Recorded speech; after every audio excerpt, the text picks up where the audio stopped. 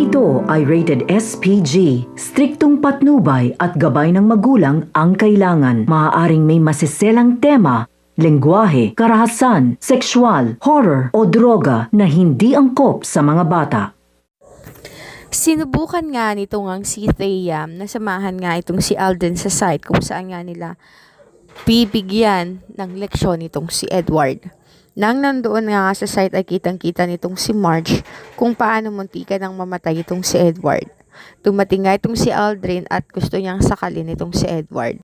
Dahil dito ay agad na umakyat ng building itong si Marge upang tulungan nga itong si Edward. Subalit pagdating nga niya sa pintuan ng 3rd floor ay nakita nga niya itong si Thea. Agad siyang sinabunutan itong si Thea at nagpambununga silang dalawa. Noong mga oras na yun ay hindi akalain nitong si Thea na gagantihan siya nitong si Marge.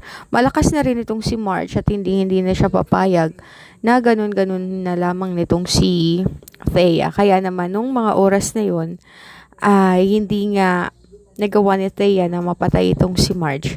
Samantala, itong si Edward naman ay palaban din at buti na lang talaga at dumating nga itong si Paulo. Agad nga niyang tinulungan itong si Edward laban kay Aldrin.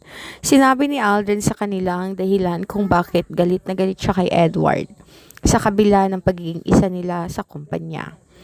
Nagulat naman ang ilan sa mga katrabaho ni Edward at itong si Aldrin na magkaaway ang dalawa.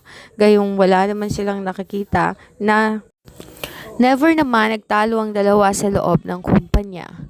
Kaya naman, nung mga oras na yon ay tinanong niya na nga itong si Aldrin kung ano ba ang kasalanan nila.